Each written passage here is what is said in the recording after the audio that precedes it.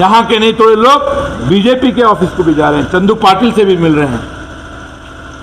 ये चंदू पाटिल वो शख्स है जो महबस की बाहर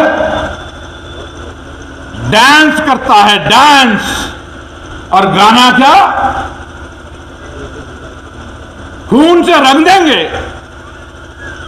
किसके खून से रंग देगा? मुसलमानों के खून से रंग देने वाले गाने पर तू नाचता है मस्जिदों के बाहर, और मुस्लिम मोहल्लों में आकर के अपने आप को सेकुलर साबित करता है। हिंदू राष्ट्र बनाने का सपना कायम हुआ, हिंदू राष्ट्र बनाएगा। तेरे बाप का राज नहीं है, तेरे बाप का राज नहीं है। हिंदुस्तान में अगर किसी का राज है तो हिंदुस्तान के संविधान का राज है, बाबा साहब अंबेडकर का राज है। सनातन धर्म को स्थापन करना। छोटा मोदी बनेगा, छोटा मोदी। अरे छोटे, छोटा भीम देखा है तू डोरेमोन? यहां पर मुस्लिम चौक पे आया परसों, मुस्लिम चौक पर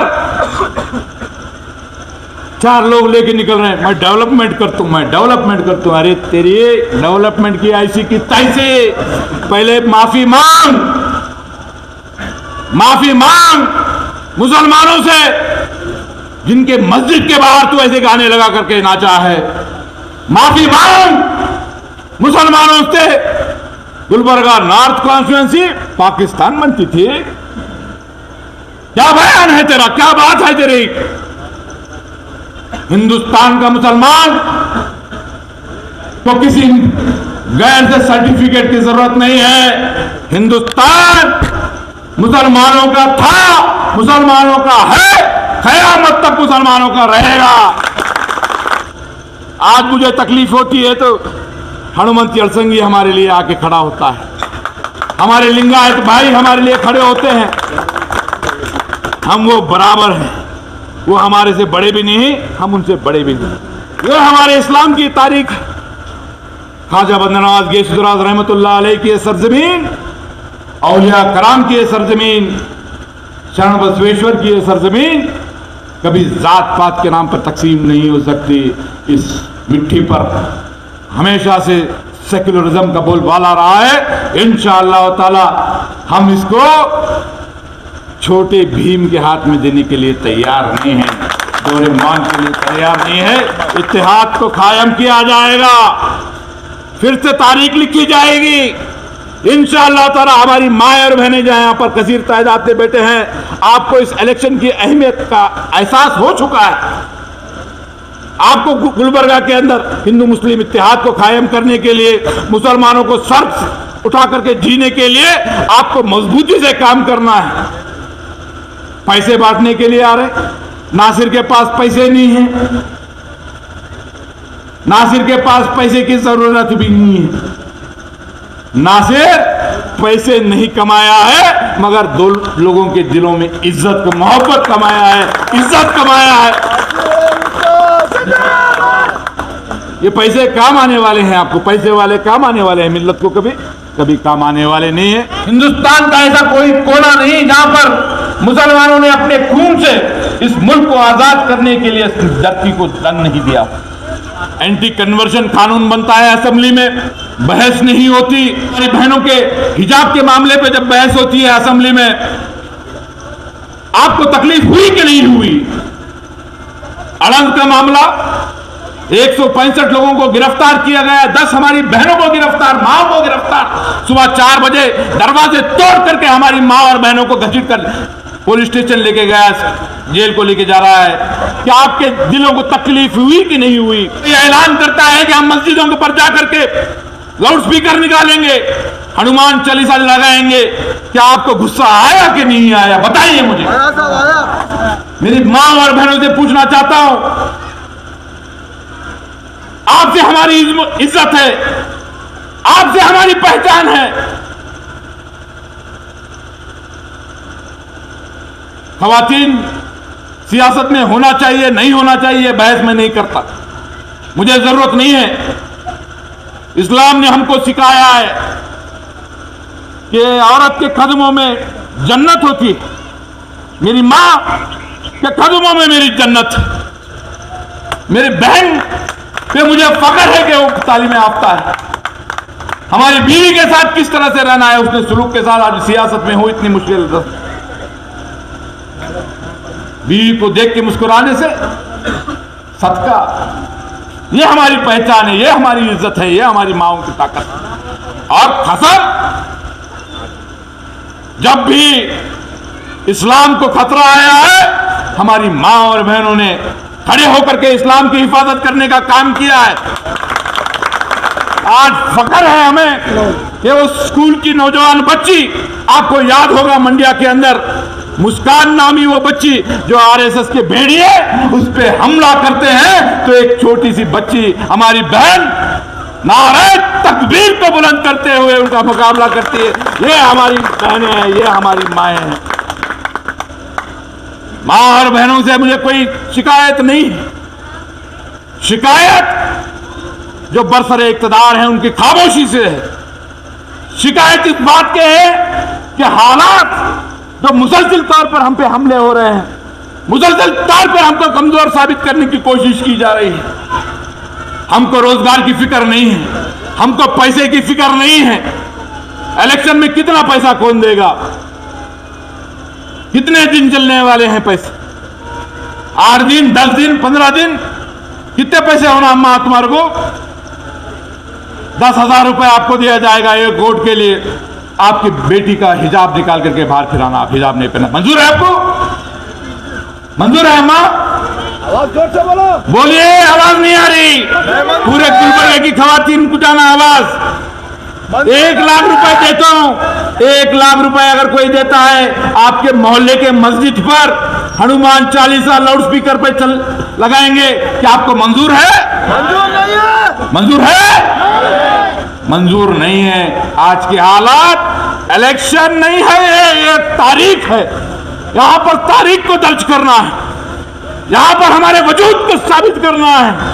हम जिंदा हैं, हमारे में गैरत है, हमें इज्जत से यहां पर जिंदगी गुजारना है। शान के साथ हमारी आगे आने वाली नस्लें गुलबर्गा शहर के अंदर सर उठाकर कारोबार करेंगे।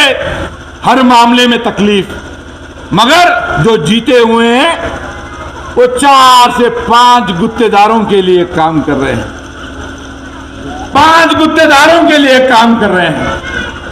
मार्केट के अंदर ठेला बंडी वालों को निकाला जाता है 2-2 महीने तक बेरोजगार। सुपर मार्केट में,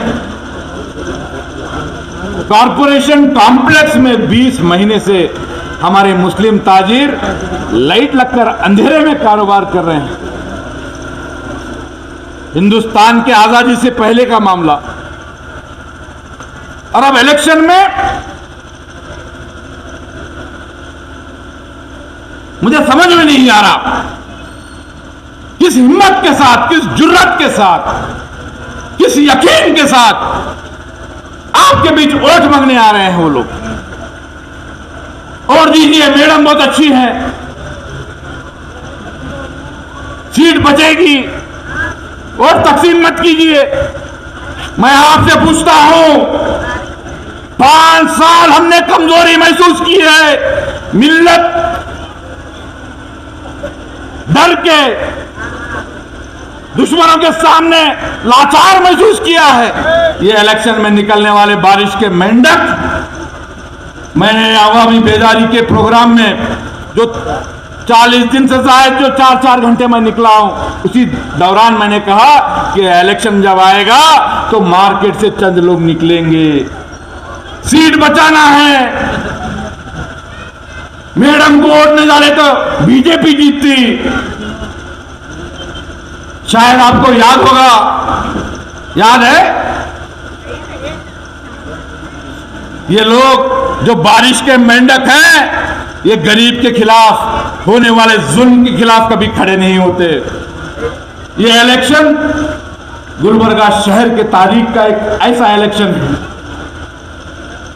गुलबर्गा शहर का एक एक वोट की कीमत 40 एमएलए के वोट की कीमत से जायद है।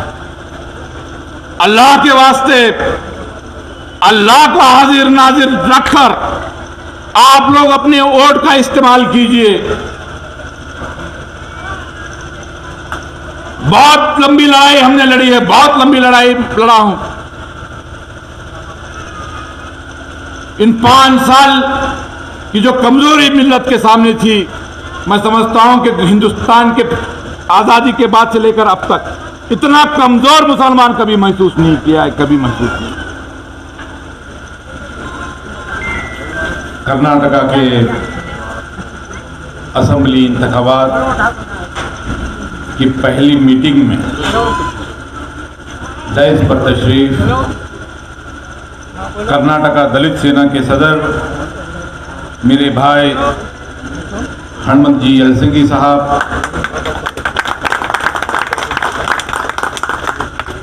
मेरे बड़े भाई जावेद बागवान साहब, डायस पर मौजूद रुकनुद्दीन तोला रहमतुल्लाह अलैह की दरगाह के खलीफा नईम साहब, इस मोहल्ले के हल्कियाती लीडर एक्स कॉरपोरेटर आजम पटेल साहब, डाइस पर मौजूद अफजाल महमूद साहब, उस्मान साहब,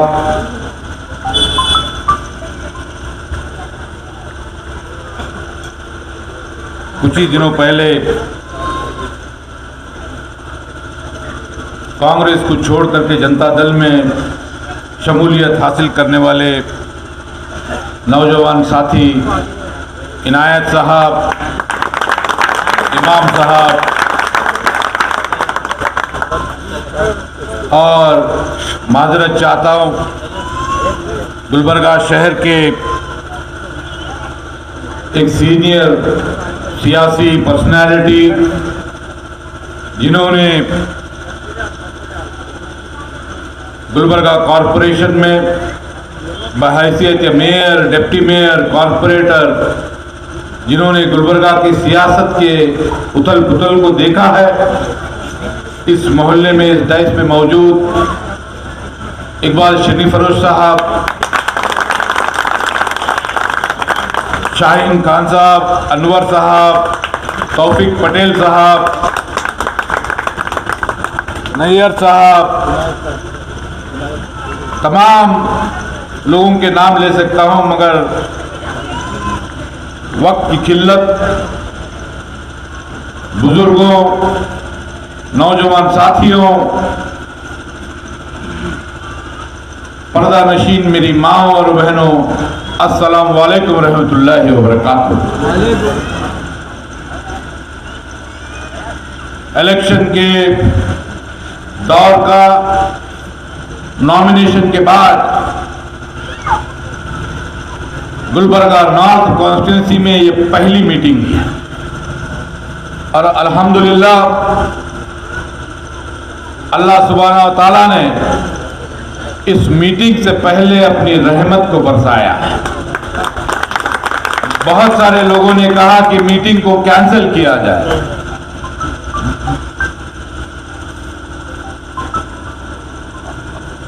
मीटिंग को कैंसिल किया जाए, मगर इस्लामाबाद के हमारे पार्टी के जिम्मेदार नौजवान साथियों ने कहा कि नासिर साहब अगर बारिश भी होती है तो आप आइए, हम प्रोग्राम करना चाहते हैं। मैं उनके जज्बे को, उनकी इस मोहब्बत को सलाम करता हूं।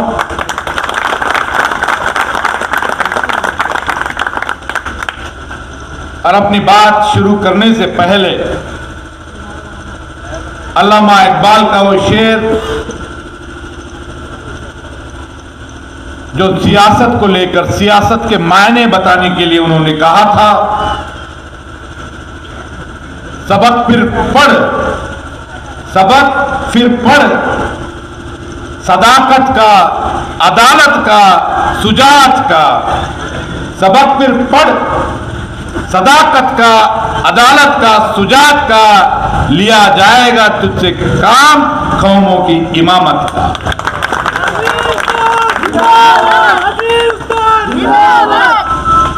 ये शेर अल्लामा इकबाल साहब ने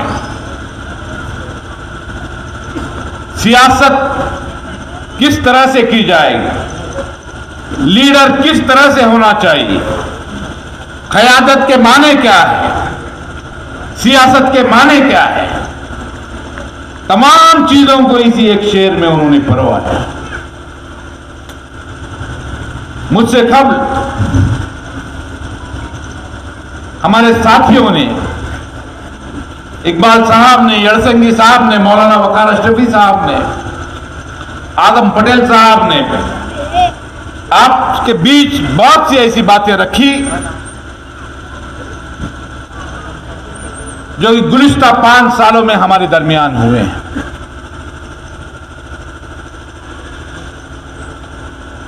हर मामले में, हर इशू पर जो बरसरे इक़्तिदार हैं उन खामोश रहे। एक तरफ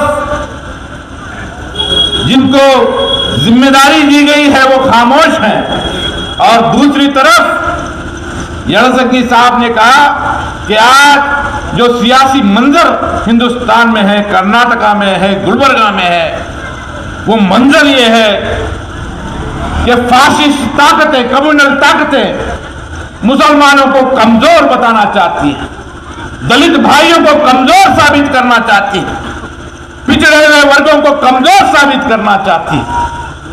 मुसलसल तौर पर आप चाहे किसी अखबार को खोलिए, किसी टीवी चैनल के चैनल को आप पलट करके देखिए, मुसलसल तौर पर मुसलमानों को टारगेट करने की साजिशें हो रही है। मुसलमानों के खिलाफ बात करना आज का एक निजाम बन चुका है, एक फैशन बन चुका है।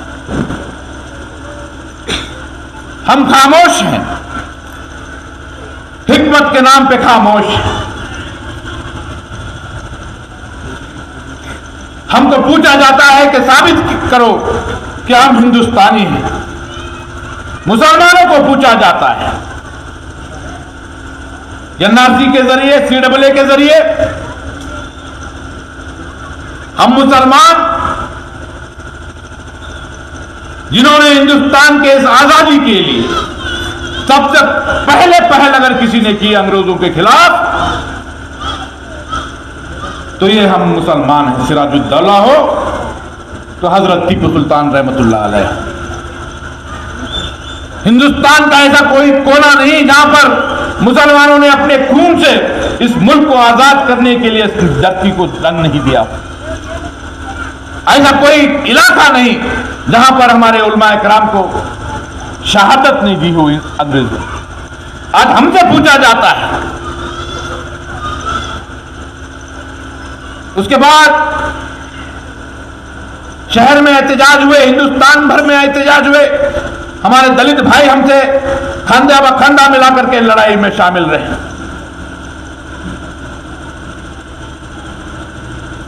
कर्नाटका में हुकूमत बीजेपी की आती है, हिजाब का मामला, हमारी बहनों को जो स्कूल पढ़ते हैं, कॉलेज पढ़ती हैं, उनसे पूछा जाता है, उन पे उंगलियां उठाई जाती हैं कि हिजाब पहनकर स्कूल नहीं आए। एहतजाज होते हैं। सबसे पहले हिजाब के ताईद में अगर किसी ने बयान दिया है तो आपका भाई नासिर हुसैन उस्ताद है। देख लीजिए, एनआरसी के मामले में, CAA के मामले में, जिस दिन राज्यसभा में बिल पास हो रहा था, जिस दिन राज्यसभा में बिल पास हो रहा था, उसी दिन, उसी रात बाखर फंक्शन हॉल में गुलबर्गा शहर के तमाम सोशल एक्टिविस्ट को, मजहबी रहनुमाओं को, जमात के जिम्मेदारों को, प्रोग्रेसिव थिंकर्स की मीटिंग जो है बाखर फंक्शन हॉल में बुलाई गई और उस मीटिंग में तय किया गया कि हम सबसे पहले एहतजाज करेंगे, मुस्लिम चौक पर एहतजाज होगा, उसके बाद गुलबर्गा बंद किया जाएगा। और अल्हम्दुलिल्लाह गुलबर्गा शहर के उस एहतजाज ने हिंदुस्तान में एक मिसाल कायम की। वो मिसाल मेरे पहल से नहीं थी, बल्कि गुलबर्गा की गयूर अवाम के इत्तेहाद को साबित करने के कारण मुझे गिरफ्तार किया गया। आधा घंटे के अंदर 50,000 से ज्यादा लोग रोड पर उतर आए। अजान का मामला हमारे मस्जिदों तक आ गया है, हमारी मरकजी मस्जिद तक पहुंच गए हैं, जो सुपरमार्केट में है उस मस्जिद तक पहुंच गया। जेवर्गी का एक फिरका परस्त पहुंच गया यह ऐलान करके कि मस्जिद से माइक निकाला जाएगा, स्पीकर निकाला जाएगा, हनुमान चालीसा लगाऊंगा। मैं मुबारकबाद पेश करता हूं हिंदुस्तान की इस तारीख को, जो हिंदू मुस्लिम इत्तेहाद को दर्शाता है। हमारे दलित भाई सुबह सुबह हनुमंत यरसंगी वहां पर उनकी टीम को लेकर मौजूद थे और बेखौफ होकर बगैर किसी झिझक के साथ यह ऐलान किया गया, कौन माई का लाल है जिसमें यह जुर्रत है कि मस्जिद के सामने आकर के लाउड स्पीकर को निकालने की जुर्रत करेगा। देखेंगे इसका ऐलान हम जो है मीडिया के सामने करने वाले हैं। सुबह से लेकर शाम तक हम वहां पर मौजूद थे। मुसलसिल तौर पर इन 5 सालों में आपने कोविड देखा। कोविड के अंदर रमजान का मुबारक महीना, इफ्तार के लिए परमिशन दिया गया। जब इफ्तार लेने हमारे रोजदार भाई निकलते हैं तो पुलिस कांस्टेबल उनको पकड़ करके फाइन। वॉलेंटियर्स, आरएसएस के वॉलेंटियर्स, बीजेपी के वॉलेंटियर्स, वो रोजदार को पकड़ करके फाइन डाल रहे थे। तकरीबन 5,000, कितने 5,000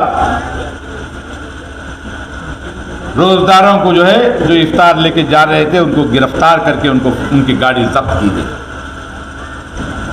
मैं समझता हूं कि हिंदुस्तान में कहीं पर भी कोविड के दौरान, लॉकडाउन के दौरान कहीं पर भी एहतजाज नहीं हुआ।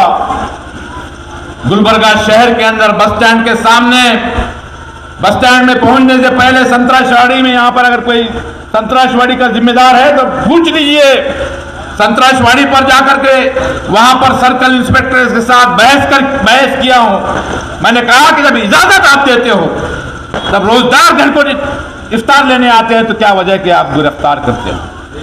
वहां से बस स्टैंड के सामने जाकर के एहतजाज करने का काम, वहां पर धरना बैठने का काम हिंदुस्तान के अंदर कहीं पर भी कोविड के अंदर एहतजाज नहीं हुआ। आपके इस भाई ने किया। सियासत इक़्तिदार को हासिल करने का जरिया नहीं है। बहुत से लोग सियासत को इतना आसान बना दिए हैं, सियासत को मजाक बना दिए हैं। भाई क्या फायदा हो सकता है, क्या नुकसान हो सकता है, ये जाती फायदे के लिए सियासत करना छोड़ दीजिए। आज पूरे जिले की नजर नहीं, हैदराबाद कर्नाटक की नजर गुलबर्गा शहर की तरफ है। क्या वजह है उसकी? उसकी वजह सिर्फ इतनी है कि गुलबर्गा की गयूर अवाम कभी मजबूरी में वोट करने की हामिल नहीं है, कायल नहीं है। यहां के गयूर वोटर्स एक आवाज को कर्नाटक के अंदर देने का काम करते आए हैं। और मुझे पूरी उम्मीद है इंशाअल्लाह ताला कि इस इलेक्शन के अंदर फिर से इत्तेहाद को कायम किया जाएगा। इत्तेहाद हमारे नस नस में है। आज लोग निकले हैं, सीट बचाना है। मुझे बड़ी तकलीफ होती है, बड़ी तकलीफ होती है। साहब सीट बचाना है, एक होकर के वोटिंग करना है, बेशक एक होकर के वोटिंग करना है। जीडीएस का वोट बैंक 15,000, कांग्रेस का वोट बैंक 60,000, बीजेपी ली 50,000। फेसबुक पे निकाले तो वोट गुत्तेदारों के सामने जाओ, गुत्तेदार वही बात कर रहे हैं। थोड़े लोगों को, कांग्रेस वर्कर्स को दीजिए, समझाओ लोगों को।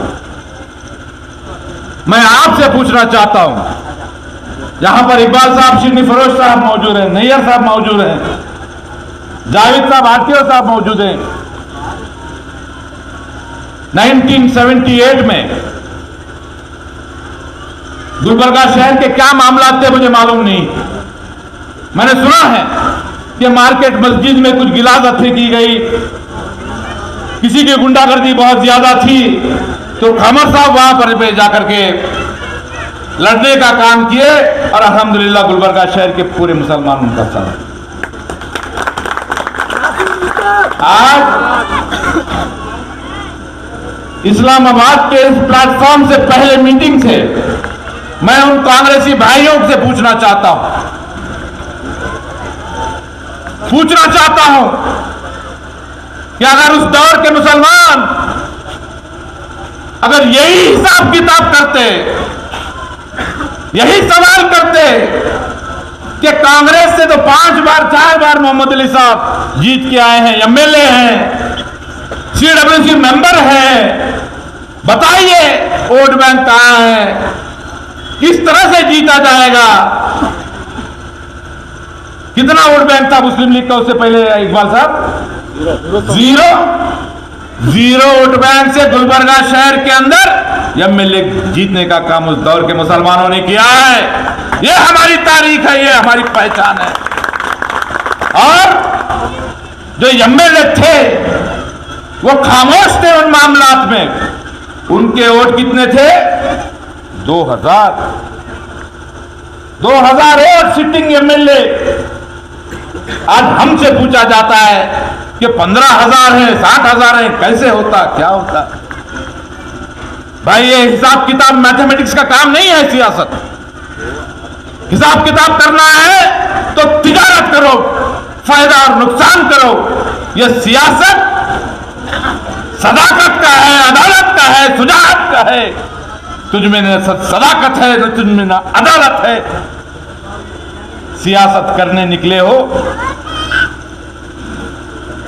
ये लोग जो हिसाब किताब बताने के लिए आए हैं, उनको बताइए तारीख क्या है, उनको बताइए। जो आज गुलबर्गा शहर के एमएलए साहिबा है, मोहतरमा है, उनके शोहर गुलबर्गा शहर के अंदर जो इलेक्शन जीते हैं, छोटी मोटी पार्टी से ही जीते हैं, बड़ी पार्टी से जीत नहीं हुई है। जो छोटी मोटी पार्टी बोलने वाले, वही छोटी मोटी पार्टी से वो जीत के आए हैं। अगर उस दौर में यही हिसाब किताब करने वाले रहते तो मरहूम खमरुल इस्लाम साहब एमएलए कभी नहीं बन सकते थे। आज उनके अहलिया एमएलए। ये जमहूरियत है, ये डेमोक्रेसी है, इसमें बड़े प्यारे खेल होते हैं। कांग्रेस के सबसे बड़े लीडर जो हिंदुस्तान के हमारे इलाके के हैं, मल्लिकार्जुन खड़गे साहब, आपसे पूछ रहा हूं कितने वोटों से उनकी जीत हुई थी? इस बार तो शिकस्त हुई, उससे पहले कितने वोटों से जीत हुई थी? 80,000 से जीत। 80,000 से गुलबर्गा के पार्लियामेंट कॉन्स्टिट्यूंसी में जीतने वाले मल्लिकार्जुन खड़गे साहब, जो गुलबर्गा शहर के अंदर आर्टिकल 371 जेल है, ईएसआई हॉस्पिटल बनाए, बहुत से डेवलपमेंट काम हुए, उनकी शिकस्त कितने वोटों से हुई? 1 लाख वोटों से ज्यादा वोट से हुई। और वो भी किसके सामने? कौन था उनके सामने? आज कौन है मेंबर ऑफ पार्लियामेंट? कौन है? उमेश यादव कौन से कॉन्स्टिट्यूंसी के हैं उन्होंने? चिंचोड़ी के एमएलए। वो चिंचोड़ी जो गुलबर्गा पार्लियामेंट कॉन्स्टिट्यूंसी में भी नहीं आता, वो बीदर पार्लियामेंट का।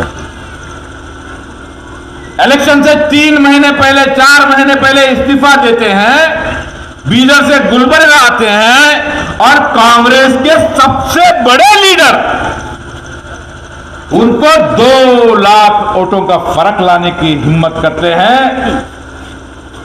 तो बोलिए, आपसे पूछता हूं, मुसलसिल 5 साल आपने उनकी खामोशी देखा है, मुसलसिल 5 साल आपके भाई की जद्दोजहद आपने देखी है, मेरी लड़ाई देखी है। क्या आप 1 लाख वोटों का फर्क नहीं कर सकते? अगर यही मामला होता, हम मुसलमान हैं, हमें फख्र है हमारी तारीख पर, हमें फख्र है इस बात पर कि हमने 2/3 दुनिया पे हुकूमत की है, हमें फख्र है इस बात पर कि हम अदल व इंसाफ करने वाले हैं। हम ऐसे ऐसे ममालिक पर भी हमने हुकूमत की जहां पर हमको जबान नहीं मालूम होती। हमारे खुलफाए राशिदीन हजरत अबू बकर सिद्दीक रजी अल्लाह ताला अन्हु के दौर में 2/3 दुनिया पर हमारी हुकूमत कैसे हुई? एक रेगिस्तान से निकली हुई एक कौम उस दौर के सुपर पावर रूम को शिकस्त देती है। अल्लाह का करम है, उस दौर में ऐसे हिसाब करने वाले नहीं थे। पेपर लेके भाई कैसा होता, हमारी आबादी इतनी, सुपर पावर की आबादी इतनी, हमारे घोड़े इतने, उनके घोड़े इतने। जंग में फतेह जीत हासिल होना ये हिसाब किताब पेपर पे नहीं होता। इसके लिए जो चाहिए वो मजबूत इरादा चाहिए, उसके लिए जो चाहिए वो हौसला चाहिए, इसके लिए जो चाहिए वो सदाकत चाहिए, इसके लिए जो चाहिए वो इंसाफ चाहिए। आपके बीच 5 साल मुसलसिल तौर पर 2 बार शिकस्त होने के बावजूद आपके बीच में रहा हूं, आपके लिए लड़ रहा हूं। मेरे वालिद मरहूम सादत हुसैन उस्ताद साहब, जो गुलबर्गा के अंदर नहीं बल्कि हैदराबाद कर्नाटका के सबसे बड़े वकील हैं, उनके जूनियर हैं यारसंगी साहब। मुझे सियासत में चमचागिरी करने के लिए नहीं छोड़े हैं, मुझे चमचागिरी नहीं सिखाया है, मुझे इक्तदार के लिए कॉम्प्रोमाइज करना नहीं सिखाया है। अगर मैं चाहता तो आज शायद इक्तदार में आ सकता था, कॉम्प्रोमाइज कर सकता था, हाथ जोड़ के खड़े होने पर शायद मुझे भी इनाम मिल सकता था। कसम उस रब की जिसके कब्जे में मेरी जान, जब तक जिंदा हूं गुलामी की जंजीर अपने गले में नहीं पहनूंगा। अगर ये हरकत मुझसे होगी तो मेरी मरहूम वालिद की रूह को तकलीफ होगी। ये काम मैं नहीं कर सकता। मेरे फितरत में झुकना, कमजोर पड़ना ये मेरे मिजाज में नहीं है। लड़ाई लड़ रहा हूं, बहुत हिम्मत जुटा के लड़ रहा हूं। जो हिसाब किताब तुम्हारे पास है उससे ज्यादा हिसाब किताब मैं जानता हूं। मुझे मालूम है कि ये लड़ाई आसान नहीं है,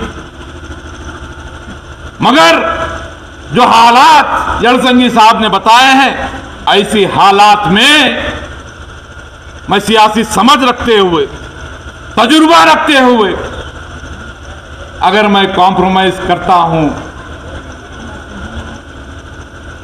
तो मुझे कोई हक नहीं सियासत में रहने का। मैं आखिरत में क्या जवाब दूंगा?